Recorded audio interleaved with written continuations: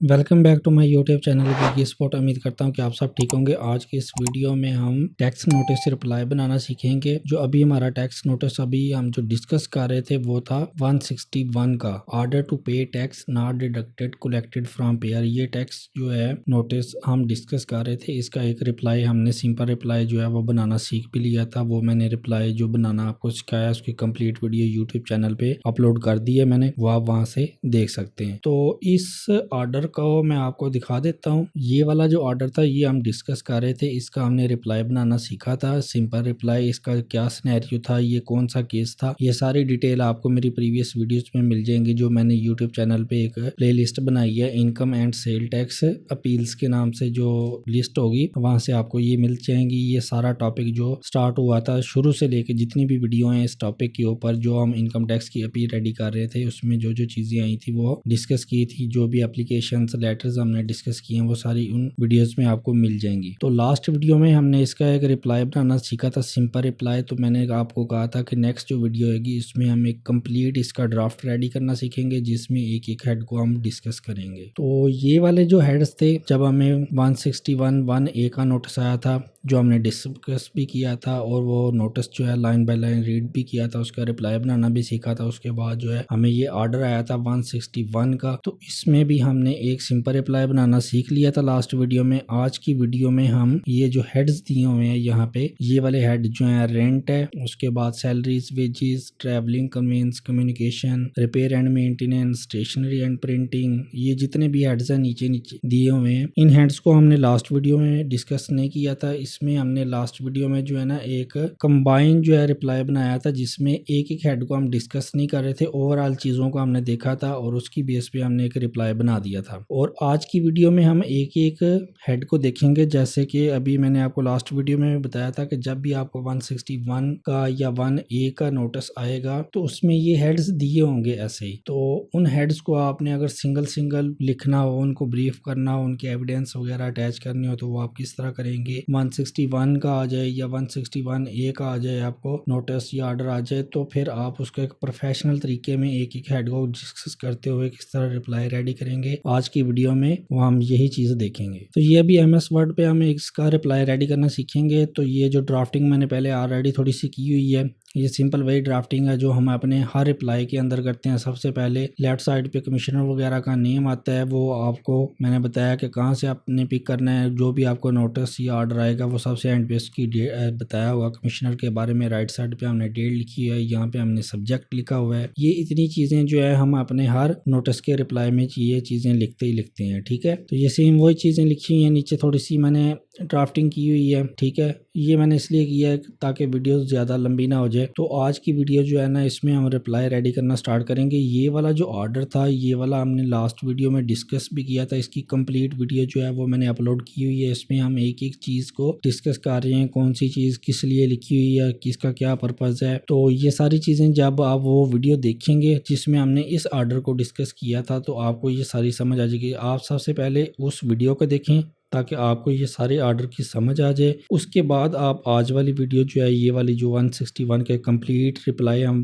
बना रहे हैं, जिसमें एक एक हेड को हम डिस्कस करेंगे, ये देखेंगे तो फिर आपको अच्छी समझ आएगी। ज़रूरी है कि सबसे पहले आप ये ऑर्डर वाली वीडियो देखें, उसके बाद आप ये रिप्लाई वाली देखें। तो अभी हम रिप्लाई रेडी करना स्टार्ट करते हैं। तो यहाँ पे नोटिस अंडर सेक्शन 161 लिखा हुआ है मैंने, ठीक है। तो आगे 1 लिखना है तो 1 भी लिख देते हैं हम।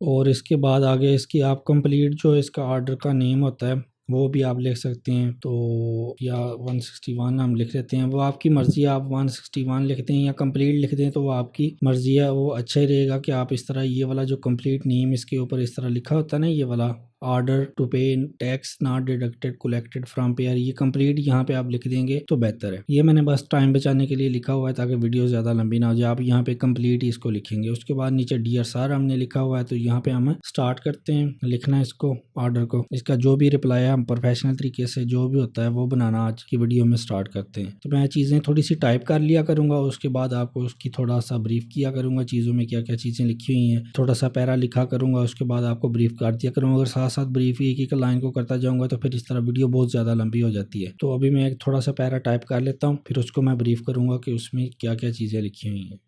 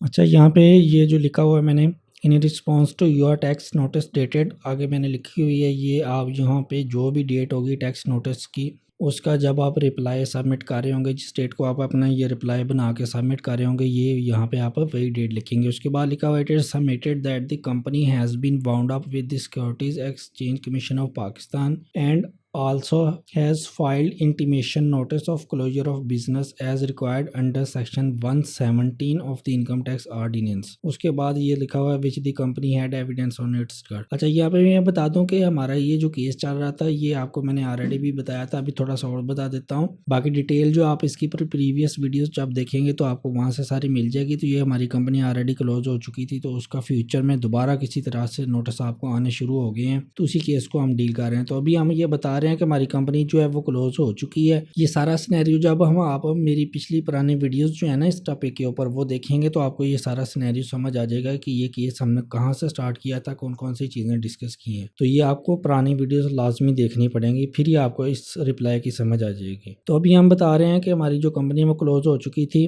SACP से, और इसके जो भी रिकॉर्ड वगैरह था, एविडेंस वगैरह थे हमें मिले, टैक्स ऑफिस में हमने वो सबमिट किए हैं कि हमारी कंपनी ऑलरेडी क्लोज हो चुकी है। तो आप अपने प्रीवियस रिकॉर्ड्स को देखें, नीचे मैंने लिखा हुआ है the following legitimate causes are being shown against your intention to impose taxes as mentioned in your above said show cause notice. यहाँ पे ये जो मेंशन किया हुआ है हमने कि हमें जो भी रिकॉर्ड्स वगैरह या लेटर्स वगैरह SACP की तरफ से मिले थे कि आप हमारी कंपनी जो है वो क्लोज हो चुकी है, जो हमने ऑलरेडी FBR में फाइल भी किए हुए हैं under section 117 of the income tax ordinance. ये आप कैसे फाइल करते हैं ये मैं अभी आपको दिखा देता हूँ। FBR की वेबसाइट पे आपने जाके ये कैसे फाइल करना होता है। जब भी आप अपनी कंपनी क्लोज करवाती हैं, वो कंपनी कैसे क्लोज करवाते हैं, SMC कंपनी क्लोज करवानी हो, प्राइवेट लिमिटेड कंपनी क्लोज करवानी हो, वो आप कैसे करवाते हैं, SACP से, FBR से, PRA से, ये सारी चीज़ें हमने ऑलरेडी डिस्कस की हैं। ये procedure complete A to Z हमने डिस्कस भी किया है। इनकी एप्लीकेशंस रेडी करना, ऑनलाइन कैसे फाइलिंग होती है, ये सारी चीज़ें हमने ऑलरेडी डिस्कस की हुई हैं। इनकी जो कंप्लीट वीडियोस जो हैं वो मैंने अपलोड की हुई हैं, वो जब आप देखेंगे तो आपको उन चीज़ों की भी अच्छी तरह समझ आ जाएगी, उन टॉपिक्स के ऊपर भी आपकी अच्छी ग्रिप हो जाएगी। तो जब आप अपनी कंपनी क्लोज करवा लेते हैं SACP से, जब आपने FBR से क्लोज करवानी होती है तो आपने वहाँ से इनकम टैक्स ऑर्डिनेंस के अंडर सेक्शन 170 की एक एप्लीकेशन जाती है, वो आपने फाइल करनी होती है। वो मैं आपको दिखाता हूँ कहाँ से फाइल करनी है।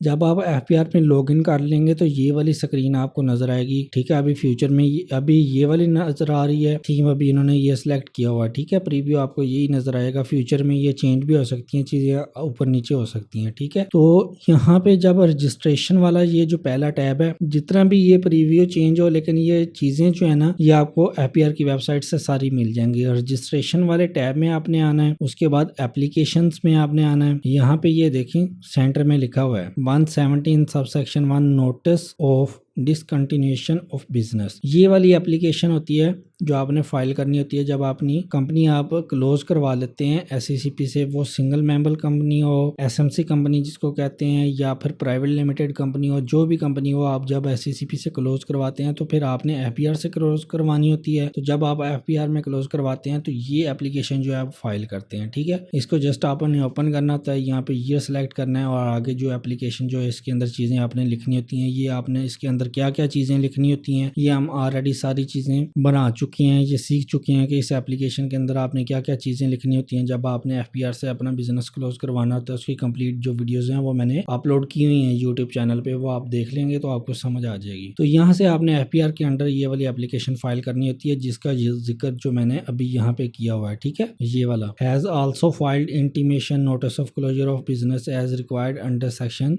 117 of the income tax ordinance 2001।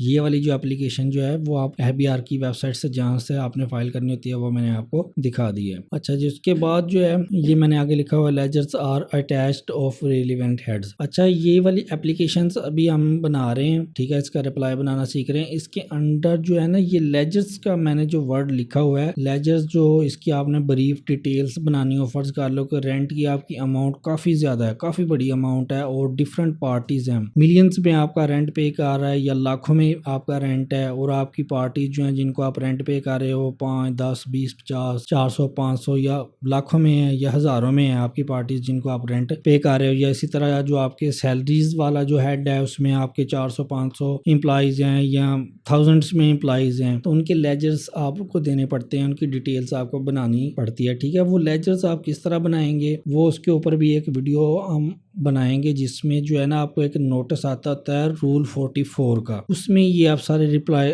Ledgers इनके रेडी करके देते हैं, एक एक सिंगल हेड की जो है ना डिटेल आप बना के देते हैं, उनके लेजर्स, उनकी अमाउंट्स, डिस्क्रिप्शंस वगैरह सारी चीज़ें उसमें होती हैं। वो रूल 44 का जो ऑर्डर आता होता है, नोटिस आता होता है, उसमें ये सारी चीज़ें हम रेडी करते हैं। तो ये जब आपको एप्लीकेशन आती है ना, ये वाला नोटिस आता है 161 का, इसके साथ भी हम लेजर्स अटैच करते हैं डिटेल के लिए। जब हमारे पास अमाउंट ज़्यादा बड़ी बड़ी होती है। वो लेजर्स रेडी कैसे करने हैं वो एक मैं वीडियो बनाऊंगा जिसमें हम पहले जो है ऑर्डर को डिस्कस करेंगे, रूल 44 वाले को, फिर उसकी जो वर्किंग वगैरह जो भी होगी वो बनाना सीखेंगे। और वही वर्किंग जो है ना इन लेजर्स के साथ अटैच होती है, ये सिंगल सिंगल हेड्स के साथ अटैच होती है। तो ये जो अभी हमारा केस चल रहा है, इसी केस का फिर जो है ना रूल 44 का जो है रिप्लाई वगैरह वो भी बनाना सीख लेंगे। अभी ये टॉपिक चल रहा है तो इसको कंप्लीट जो है ना हर लिहाज से कंप्लीट करते हैं। तो ये यहाँ पे एक चीज आई गई है लेजर्स वाली, तो फिर मैं इसी टॉपिक के साथ आपको एक रूल 44 का भी रिप्लाई बनाना सिखा दूंगा। वो पहले हम उसका नोटिस वगैरह जो भी आया होगा वो डिस्कस करेंगे, फिर उसका रिप्लाई बनाना सीख लेंगे, ठीक है। फिर इसके अलावा और जो रूल 44 के रिप्लाई बनाना भी सीखेंगे, जिस तरह हम अभी 161 का बना रहे हैं, केस ये सिनेरियो हमारे पास ये आया था। इसके अलावा डिफरेंट और सिनेरियोज के ऊपर भी बात करेंगे, उनके रिप्लाई बनाना भी सीखेंगे। इस तरह रूल 44 के भी हम और देखेंगे। तो अभी ये जो अमाउंट्स वगैरह यहाँ पे लिखी हुई हैं ऑर्डर के अंदर, हमने अमाउंट्स देख लेते हैं यहाँ पे। जैसे कि ये रेंट है, रेंट की अमाउंट है, ठीक है। उसके बाद सैलरीज एंड वेजेस की अमाउंट है, ट्रैवलिंग एंड कन्वेंस की अमाउंट है। ये जितनी भी amounts in single single heads के आगे लिखी हुई है ना, ये अमाउंट आप या तो खुद लिख लेंगे, ठीक है। मैं यहाँ पे नहीं लिखता ताकि जो है इसकी वीडियो लेंथी ना हो जाए, बहुत ज्यादा लंबी वीडियो हो जाएगी अगर एक एक चीज को हम डिस्कस करते जाएंगे। मैं आपको सिर्फ डिटेल लिख देता हूँ और अमाउंट जो होगी इनकी वो आप आगे खुद ही लिख लेंगे। मैंने यहाँ पे 00 लिखा हुआ है, जो भी एक्चुअल अमाउंट होगी वो आप लिखेंगे, और रिप्लाई जो इसके नीचे इसकी डिस्क्रिप्शन वगैरह होंगी, इसकी डिटेल होगी, वो सेम आप यही इस तरह की लिखेंगे। बाकी अमाउंट ही चेंज होनी है, बाकी सारा ड्राफ्ट तो मैं आपको रेडी करके दे रहा हूँ। जस्ट अमाउंट जो भी होंगी एक्चुअल वो आपने लिखनी होती है। अगर मैं यहाँ पर से नोटिस से देख के भी लिखूंगा तो ये कौन सी आपने सेम अमाउंट्स लिखनी है, आपने तो एक्चुअल अमाउंट ही लिखनी है। तो इसलिए मैं अमाउंट्स वगैरह यहाँ पे नहीं लिखता, 00 ही रहने देता हूँ। तो यहाँ पे जो अमाउंट्स है यहाँ पे भी मैं 00 कर देता हूँ। यहाँ पे आप खुद ही एक्चुअल अमाउंट्स जो होंगी वो आप लिख लेंगे। तो बाकी जो इसमें चीजें डिटेल लिखनी है वो मैं आपको सिखा देता हूँ कि वो डिटेल आपने कैसे लिखनी होती है। सबसे पहले रेंट है, रेंट को हम लिख देते हैं।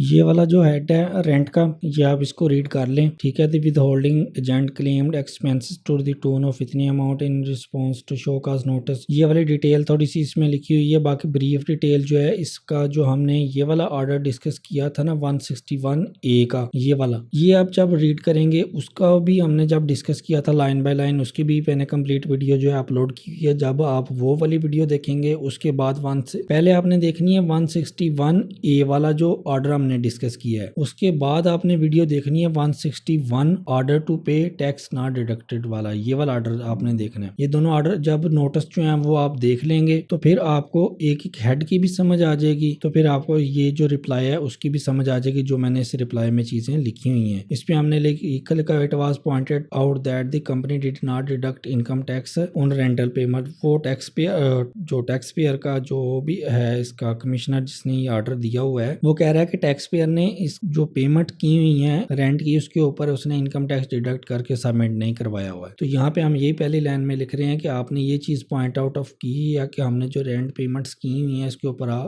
टैक्स डिडक्ट नहीं करवाया। तो उसके रिस्पॉन्स में हम ये कह रहे हैं कि जो भी पेमेंट सामने रेंट जो ये वाला हेड है इसके अगेंस्ट पे की हुई है, वो इंजीनियरिंग इक्विपमेंट एंड डिवाइसेस को हासिल करने के लिए कंपनी ने जो रेंट है, जो भी कंपनी के काम कर रही थी उसने इंजीनियरिंग के इक्विपमेंट और डिवाइसेस वगैरह लिए थे रेंट पे, उसकी ये अमाउंट है जो हमने पे की हुई है रेंट की, ठीक है। ये कोई प्रॉपर बिल्डिंग वगैरह का या किसी और चीज का रेंट नहीं है, ये हमने इक्विपमेंट लिए थे, डिवाइसेस वगैरह लिए थी इंजीनियरिंग से रिलेटेड रेंट के ऊपर, तो उनको हमने पेमेंट की थी। और इनकम टैक्स ऑर्डिनेंस के अंडर सेक्शन 155 है अभी जो, या करंट फ्यूचर में कुछ चेंज हो जाएगा, जो भी होगा इसका रिलेवेंट सेक्शन, उसके अंडर जो है ये पेमेंट्स जो हमने की हुई हैं वो उनके मुताबिक इन पेमेंट्स के ऊपर टैक्स जो है एप्लीकेबल नहीं बनता था कि हम उन पेमेंट्स के ऊपर टैक्स डिडक्ट करके गवर्नमेंट को सबमिट करवाते। अभी यहाँ पे रेंट की जो मैंने डिटेल लिखी हुई है, ये लिखी हुई है कि कंपनी जो भी काम कर रही थी उसको इंजीनियरिंग इक्विपमेंट्स और डिवाइसेस की जरूरत थी, वो हमने रेंट पे लिए थे। लेकिन फ्यूचर में हम जब दूसरे 161 के जो ऑर्डर है उनको डिस्कस करेंगे, उनके रिप्लाई बनाएंगे, तो उनमें सिचुएशंस डिफरेंट होंगी। वहाँ पे अगर रेंट का जो ऑप्शन आता है तो जो भी सिनेरियो उस वक्त का होगा उसके हिसाब से हम रेंट की यहाँ पे चीजें डिटेल में लिखेंगे। अभी ये जो कंपनी थी जो ये काम कर रही थी उसके हिसाब से मैंने ये चीजें लिखी हुई हैं। बाकी फ्यूचर में हम और भी रिप्लाई बनाना सीखेंगे 161 के, जिसमें ये रेंट, सैलरीज, वेजेस, ट्रैवलिंग वगैरह ये सारे हेड आ रहे होते हैं सेम ही। मोस्टली 161 का जब भी आपको नोटिस वगैरह आता है तो ये सारी चीजें ऐसे ही लिखी होती हैं, रेंट की, सैलरीज, वेजेस, ट्रैवलिंग। तो डिफरेंट हम ऑर्डर भी डिस्कस करेंगे, उनके रिप्लाई भी बनाना सीखेंगे, तो एक हेड के डिफरेंट डिफरेंट एक्सप्लेनेशंस आपको पता चल जाएंगी। तो जो भी आपका फिर केस होगा आपका या अपने क्लाइंट का, तो फिर उसके हिसाब से आप ये चीजें सारी मेंशन कर सकते हैं। अभी रेंट का जो अभी करंट हम रिप्लाई बना रहे हैं इसमें ये चीजें मैंने मेंशन की हैं। फ्यूचर में हम और भी रिप्लाई बनाना सीखेंगे, उसमें रेंट की और एक्सप्लेनेशन डिफरेंट तरह की हम करेंगे। तो आप जब ये इसकी 10-12 वीडियोस देख लेंगे जो इसी ऑर्डर को डिस्कस करने के ऊपर बनेगी, 161 की कोई 5-6-7 वीडियोस तो मैं और बनाऊंगा इसी ऑर्डर को, जो डिफरेंट सिनेरियोस किए होंगे, उनमें एक्सप्लेनेशन भी हर हेड की डिफरेंट होगी। तो फिर आपको जो है ग्रिप हो जाएगी कि किस तरह का अगर सिनेरियो आ जाए तो उसका हमने कैसा रिप्लाई बनाना है। तो ये जो अभी करंट सिनेरियो चल रहा था उसी के मुताबिक हम ये डिफरेंट जो हेड्स हैं उनको डिस्कस करेंगे। बाकी और भी जो हम रिप्लाई बनाएंगे उनमें डिफरेंट तरह की चीजें हम लिखेंगे, तो इस तरह आपकी ग्रिप हो जाएगी इस टॉपिक के ऊपर। ये जो भी आपको ये 161 का या 161A का आपको नोटिस आता है आपको या आपके किसी क्लाइंट को, तो आप उसको अच्छी तरह जो है हैंडल कर लेंगे।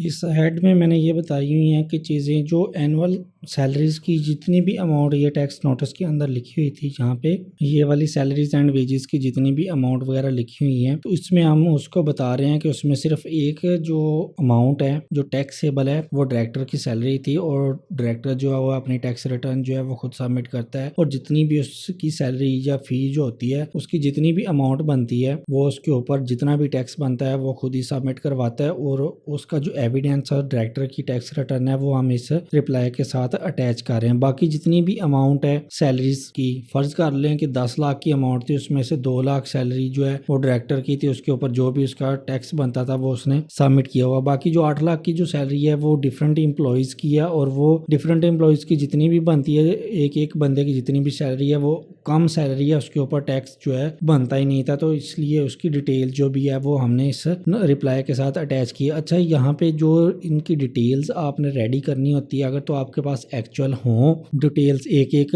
एम्प्लॉय की और उसकी सैलरीज वगैरह की, तो अच्छी बात है, ठीक है, वो आप एक्चुअल में देंगे। अगर आपके पास कुछ चीज़ें हैं कुछ नहीं है, तो वो आपने कैसे रेडी करनी होती हैं, तो वो जब हम इसका रिप्लाई बनाएंगे, रूल 44 की वर्किंग करेंगे, उस नोटिस को देखेंगे, उसका रिप्लाई बनाएंगे, उसमें मैं आपको चीज़ें बताऊंगा कि ये आपने कैसे खुद से रेडी करनी होती हैं। समटाइम ऐसा भी होता है कि आपको किसी पुराने ईयर का नोटिस आ जाता है और उस ईयर का डाटा आपके पास किसी भी वजह से नहीं होता, या गुम हो गया होता है, या वैसे आपके पास नहीं है, कोई भी रीज़न हो सकती है कि आपको पुराने किसी ईयर का नोटिस आ गया, प्रीवियस किसी भी ईयर का आ गया, लेकिन उस ईयर का आपके पास एक्चुअल डाटा है ही नहीं, तो फिर आप इस ये सिंगल हेड्स जो होते हैं उनके आप लेजर कैसे रेडी करेंगे, जैसे कि ट्रैवलिंग एंड कन्वेंस का, सैलरीज एंड वेजेस का, अदर इंटरेक्टिव का, रेंट एक्सपेंस का, जितने भी ये वाले हेड्स मैंने लिखे हुए हैं, इनका अगर आपके पास एक्चुअल डाटा नहीं है, रिटर्न तो आपने डिक्लेयर किया लेकिन प्रीवियस ईयर का आपको 5-6 साल पुराना आपको नोटिस आ जाता है, एक्चुअल डाटा आपके पास नहीं है, तो फिर आप ये एक्चुअल डाटा कैसे रेडी करते हैं खुद से। तो ये जब हम इसका आगे रिप्लाई बनाएंगे, इसके बाद जो नेक्स्ट वीडियोस आएंगी उसमें मैं आपको रूल 44 की जो वर्किंग होती है वो बनाना सिखाऊंगा। जब आपको वो बनानी आ गई रूल 44 की वर्किंग, वो कैसे बनाते हैं डिटेल्स, ये सिंगल हेड की इनकी कैसे लेजर इनके रेडी करते हैं, वो जब आपको बनाने आ जाएगा, तो ये जितना भी टॉपिक है सबसे पहले आपको नोटिस आता है रूल 44 का, फिर 161A का, फिर 161 का, फिर उसके बाद 137 का, 138 का, फिर आप अपील्स में जाते हैं। तो ये जो सारी चीजें हैं इनके ऊपर आपकी 100% ग्रिप हो जाएगी जब आपको ये रिप्लाई जो भी हम रेडी कर रहे हैं। इसके बाद 137 का जो नोटिस आता है डिमांड नोटिस, वो भी हम देखेंगे, उसको भी डिस्कस करेंगे, उसका रिप्लाई भी रेडी करेंगे। उसके बाद 138 का जो नोटिस आता है वो भी मैं आपको दिखाऊंगा, उसको भी हम डिस्कस करेंगे, उसका रिप्लाई भी बनाना सीखेंगे। उसके बाद अपील्स में भी जाएंगे, और जो है ना वो आपको रूल 44 की वर्किंग बनाना भी सिखाऊंगा, वो बहुत ही इंपॉर्टेंट है। वो जब आप ये रिप्लाई रेडी कर रहे होते हैं या आगे आप अपील में जाते हैं, तो रूल 44 की अगर आपको वर्किंग बनानी आती है, उसका रिप्लाई बनाना आता है ना, तो ये जो भी नोटिस इस तरह का जो आता है ना, ये वाले जो भी मैंने अभी आपको नोटिस बताए 161 का या 1A का या रूल 44 का, तो ये वाले आप 100% इनको डील कर सकते हैं, और ये जो आप खुद भी इनसे बच सकते हैं, इनको खत्म करवा सकते हैं। अगर आपके किसी क्लाइंट का काम है तो आप उसको 100% खत्म करवा सकते हैं। तो वो रूल 44 की वर्किंग भी मैं आपको बनानी लाजमी सिखाऊंगा, ताकि आपकी ये जो टॉपिक है इसके ऊपर अच्छी ग्रिप हो जाए। इसके बाद हम आगे किसी नेक्स्ट टॉपिक की तरफ चलें। ये जो अभी टॉपिक चल रहा है इसको मैं हर लिहाज से हर चीज़ों को कवर करूंगा, ताकि इस टॉपिक के ऊपर आपकी अच्छी ग्रिप हो, फिर हम किसी नेक्स्ट टॉपिक की तरफ मूव करेंगे। तो अभी ये जो हेड है अगला ट्रैवलिंग एंड कन्वेंस वाला, इसका मैं टाइप कर लेता हूँ, फिर हम इसको डिस्कस भी कर लेंगे।